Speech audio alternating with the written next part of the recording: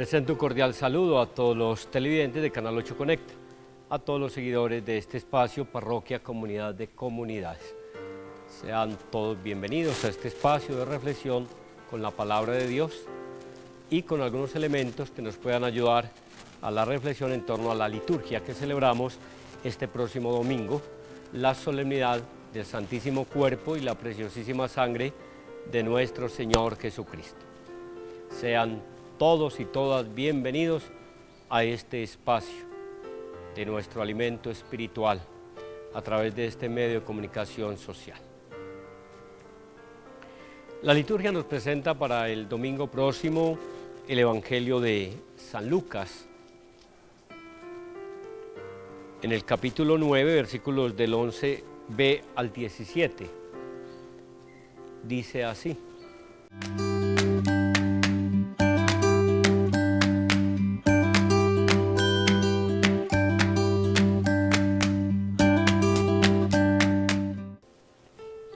En aquel tiempo Jesús se puso a hablar a la gente del reino de Dios y curó a los que lo necesitaban.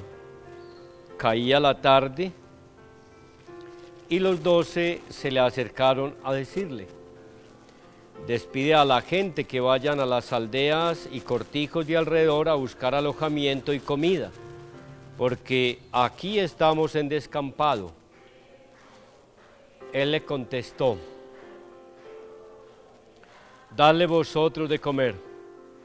Ellos replicaron: no tenemos más que 5 panes y 2 peces, a no ser que vayamos a comprar de comer para todo este gentío, porque eran unos 5.000 hombres. Jesús dijo a sus discípulos: decidles que se echen en grupos de unos 50. Lo hicieron así y todos se echaron. Él, tomando los 5 panes y los 2 peces, alzó la mirada al cielo, pronunció la bendición sobre ellos, lo partió y se lo dio a los discípulos para que se lo sirvieran a la gente. Comieron todos y se saciaron y cogieron las sobras 12 cestos. Palabra del Señor.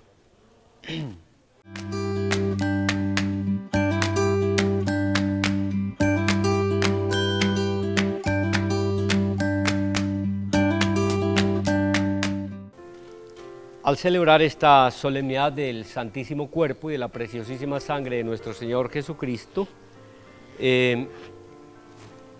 celebramos una fiesta eucarística que está muy en relación con el Jueves Santo, y es acerca de la adoración que nosotros los cristianos católicos le rendimos a la presencia real de Jesús en la Eucaristía. Ha sido toda una evolución de este sacramento instituido por el mismo Jesús en la última cena, y que Él se ha ido dando a conocer y se ha manifestado, sobre todo en cantidad de ocasiones, para dejar claro de su presencia real en la Eucaristía, que no es una ilusión, que no es una figura, que no es simplemente una imagen ni un símbolo, sino que Él realmente está vivo, presente en ese pan eucarístico, así como nos lo han enseñado en la doctrina de la Iglesia. ¿Cómo está Jesús en la Eucaristía? Está presente realmente con su cuerpo, alma, vida y divinidad, como está en el cielo. Y ese dogma para nosotros es claro y se puede constatar de una manera, digámoslo, de algunas maneras se puede verificar esa presencia de Jesús en la Eucaristía. Esta solemnidad es aproximadamente del siglo XI hacia adelante. Se le ha dado a algunos papas, le dieron una gran relevancia a a esta solemnidad y de a poco se fue oficializando y se fue imponiendo a nivel universal esta gran solemnidad del culto a Jesús en la Eucaristía. Entonces, nosotros tenemos que mirar no tanto la evolución histórica, sino más bien mirar el contenido del misterio que celebramos. O sea, la liturgia de este domingo nos lleva a pensar en las figuras de la Eucaristía y en el milagro de la Eucaristía. Cada vez que el sacerdote celebra la Eucaristía, se obra el milagro de la transustanciación. ¿Y qué es ese milagro? Es que el sacerdote, válidamente ordenado por la fuerza del Espíritu Santo, o sea, lo que llama la epíclesis, hace la invocación al Espíritu Santo para que Él venga y con su poder transforme esas especies de pan y ese poco de vino de uva mezclado con 2 gotas de agua, se conviertan en el cuerpo y la sangre del Señor.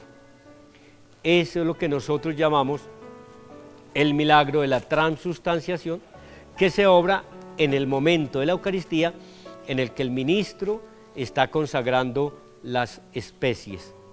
Es decir, en el momento de la consagración de la Santa Misa, ahí se hace presente realmente Jesús con su cuerpo, alma, vida y divinidad, como está en el cielo, en esas especies de pan y de vino. De aquí nos queda a nosotros mirar todos esos nombres con los que conocemos la Divina Eucaristía, la Santa Cena, porque es el recuerdo y el memorial de la última cena que Jesús celebró en compañía de sus apóstoles, donde precisamente instituye la Eucaristía y el sacerdocio ministerial a través de los apóstoles, que les da el mandato y la orden de que cada vez que lo hagan en memoria suya. Pero también se llama banquete del Señor, porque es el banquete de bodas del Cordero, donde se come un manjar sustancioso, se comen manjares sustanciosos, carne de toros cebados y vinos de solera.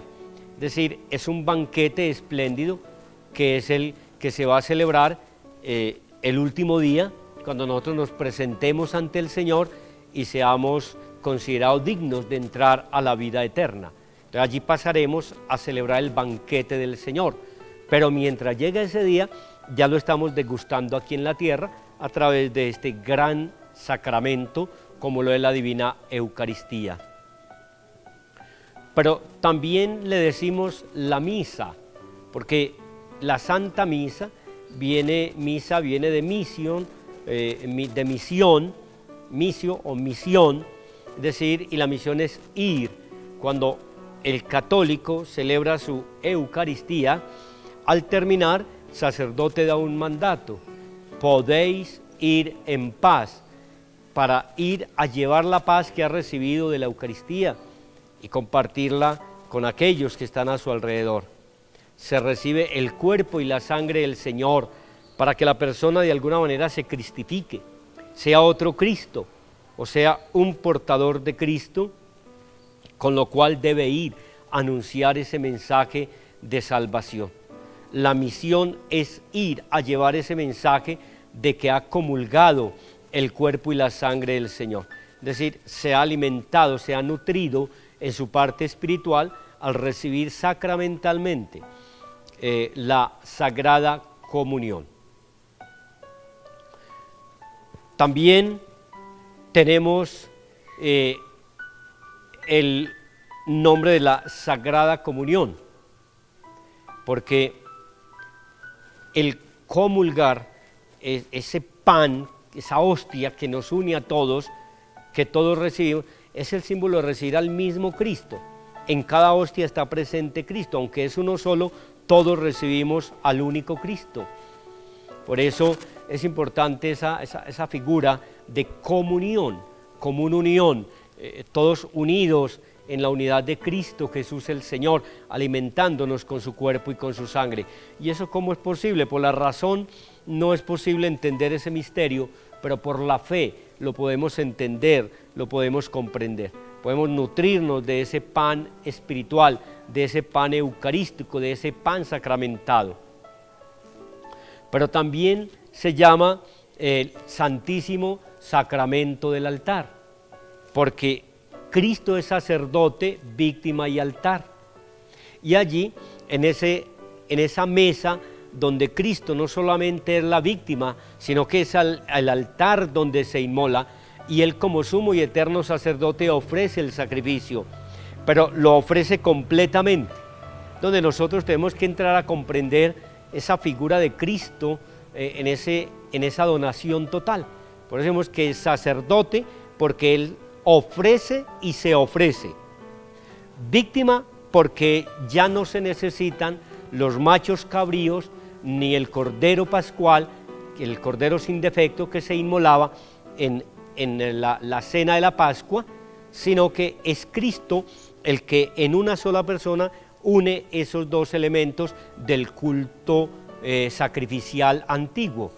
El chivo expiatorio, en el que la gente colocaba y el sacerdote las manos sobre la cabeza del chivo expiatorio para descargar sobre él los pecados y las faltas, una especie de rito de purificación. Por eso hablamos de la figura del chivo expiatorio, cuando le queremos hacer cargar a alguien que no tiene la culpa de una falta o de un defecto, de un error, entonces lo cargamos allá, porque eso es lo que hacían los antiguos en ese rito y en ese culto de purificación, en el chivo expiatorio. Entonces, la asamblea, para purificarse, colocaban las manos sobre la cabeza del chivo para significar que las faltas y los pecados que ellos tenían las descargaban sobre ese animal que era la víctima, para cargar con el pecado de los hombres. Y luego alguien, un encargado, iba y llevaba ese chivo al desierto y allá lo soltaba para que muriera, y al morir quedaba simbolizado que morían y desaparecían todos los pecados y las faltas de quienes sobre él habían impuesto las manos y habían descargado sus pecados o sus vejámenes. Cristo cargó sobre sus hombros nuestro pecado al cargar con la cruz, al recibir los azotes, los insultos, las escupas, los salivazos, la burla. Cristo ha cargado, y por eso ya no se necesita chivo expiatorio, sino que Él ha hecho las veces de cargar, de asumir nuestra deuda, y no solo la nuestra, sino la de todos los hombres que vengan a esta tierra, hasta el último hombre que exista, hasta la consumación de los tiempos.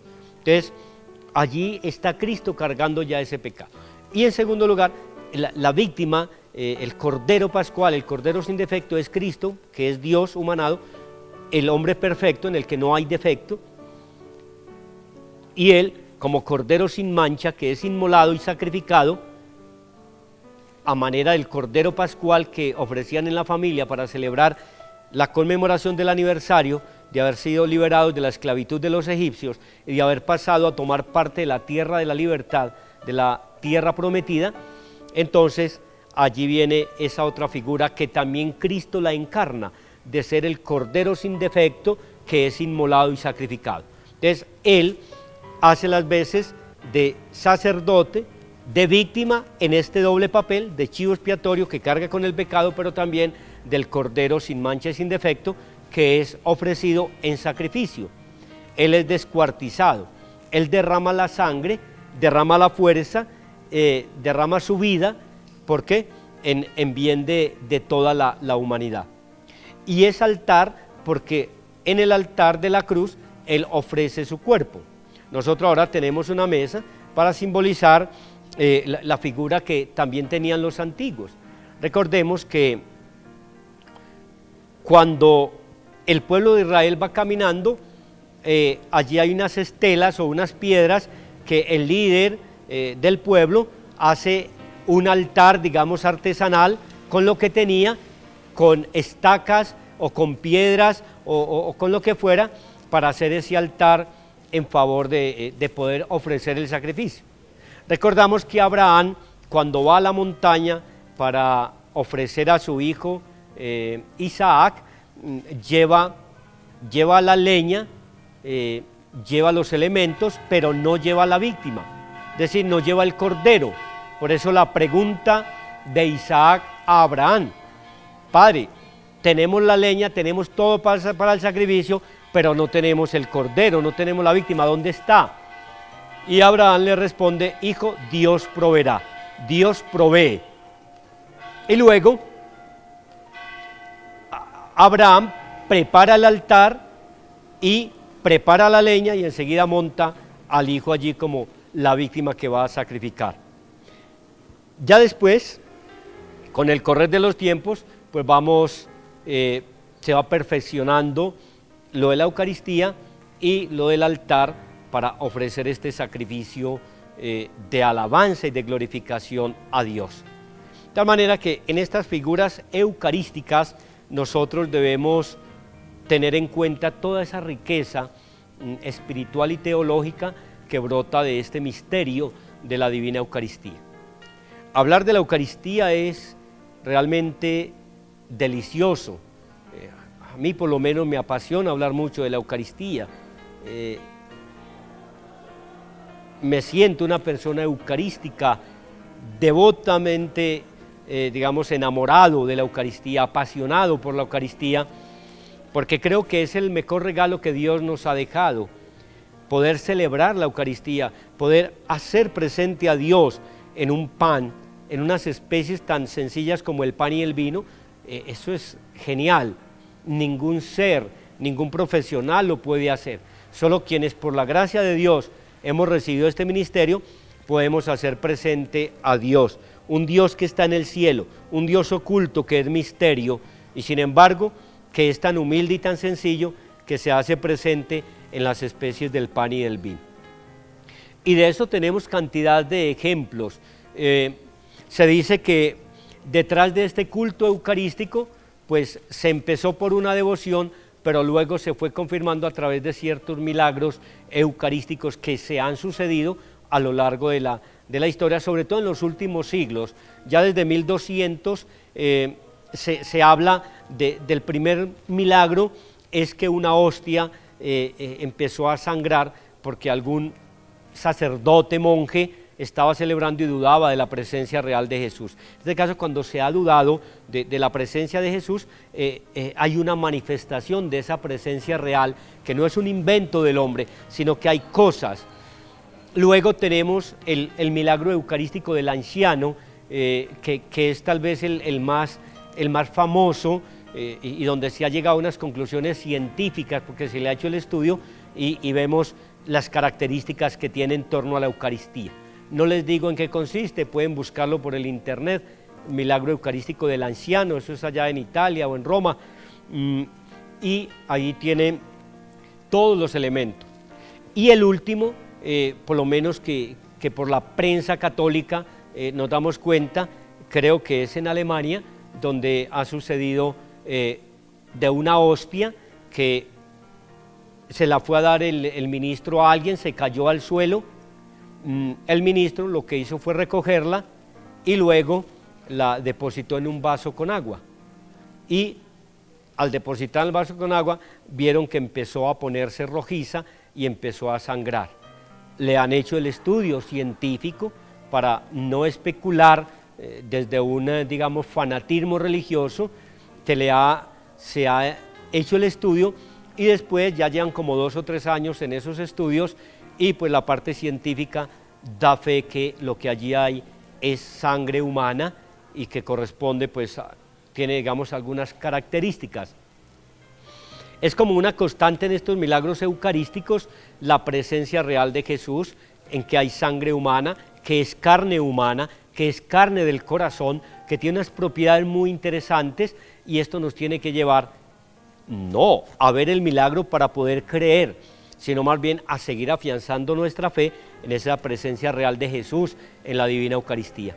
Yo los invito y los animo a que los que no son devotos de la Eucaristía lo hagan, los que no vienen a la Eucaristía dominical lo hagan, quienes tengan la oportunidad de asistir a la Eucaristía semanal lo hagan. Es mejor una Eucaristía celebrada en vida que 100 después de muertos. Teniendo la oportunidad en vida de vivir y alimentarnos de este misterio, ¿por qué no hacerlo? Los que no se alimentan de la Sagrada Comunión, porque están en pecado mortal, porque no viven en gracia de Dios, invitarlos a que se confiesen, a que vuelvan a Dios y se alimenten de este manjar celestial.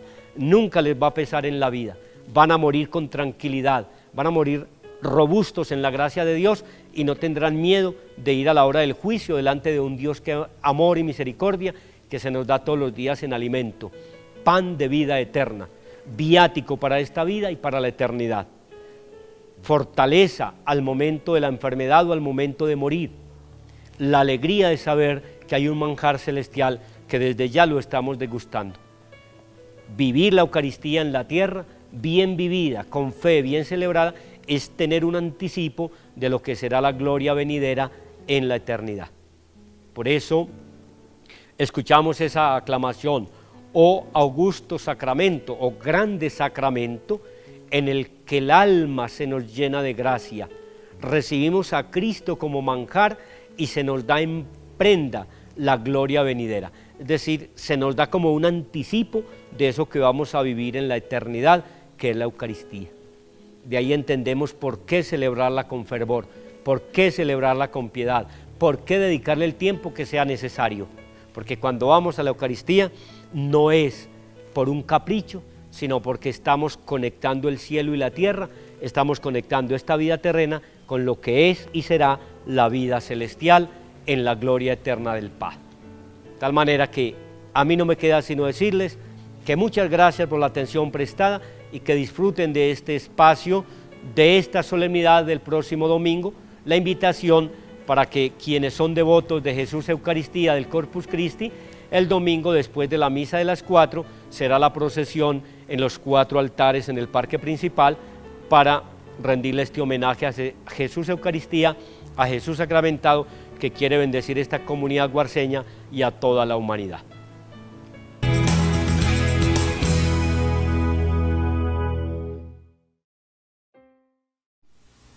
Estamos aquí en el Santuario del Milagro Eucarístico del Anciano en Italia, donde se encuentra el primer milagro eucarístico registrado en la historia de la Iglesia. Alrededor del año 700, un monje basiliano, sabio en las cosas del mundo pero no en las cosas de la fe, estaba pasando por un momento de prueba sobre su fe, en la presencia real de nuestro Señor Jesús en la Eucaristía. Un día, al estar celebrando misa para los fieles de la parroquia del anciano, al elevar la hostia durante la consagración, la hostia se convirtió en carne, carne viva, y el vino se convirtió en sangre. Se volteó hacia la gente y confesó sus dudas y les habló de este Dios maravilloso que para mostrar el amor tan grande que le tenía a él, se manifestó en esta forma milagrosa, no solamente para que él creyera, sino también para que ellos creyeran. Y la noticia se difundió. Gente de todas partes de Italia vinieron cuando se dieron cuenta de su Señor. Sabían que tenían un milagro.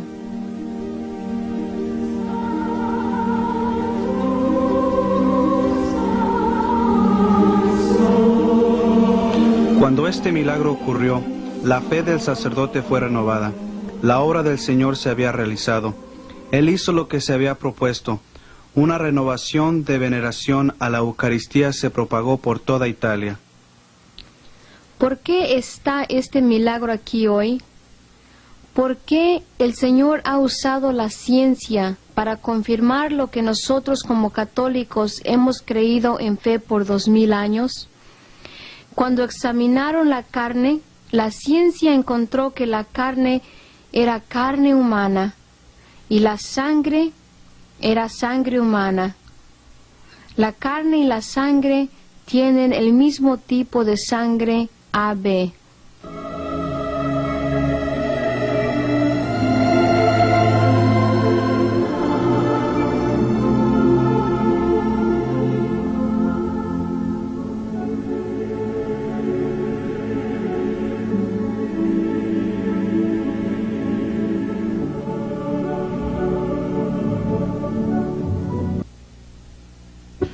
Cuando uno se corta y sangra y se mancha la ropa, las propiedades químicas de la sangre desaparecen en 15 minutos. Habíamos escuchado esto, pero pudimos confirmarlo con el hospital local y dijeron sí, No únicamente esto es cierto, pero además la sangre que uno dona y se pone en bolsas de plástico, si no se refrigera en menos de una hora, su composición se arruina rápidamente y queda únicamente líquido rojo. Tomaron una parte de la sangre petrificada y la convirtieron en líquido. Durante estos exámenes se encontraron que la sangre contenía todas las proteínas y químicos que se encuentran en sangre fresca recién derramada.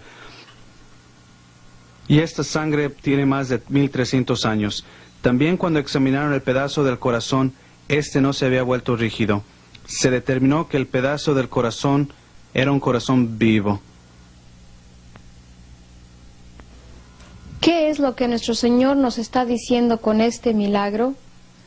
Existen hoy día sacerdotes que han perdido la creencia en la presencia real de Jesús en la Eucaristía. ¿Crees verdaderamente que Jesús está presente? ¿Cuándo fue la última vez que fuiste a la iglesia a visitarlo en el Santísimo Sacramento?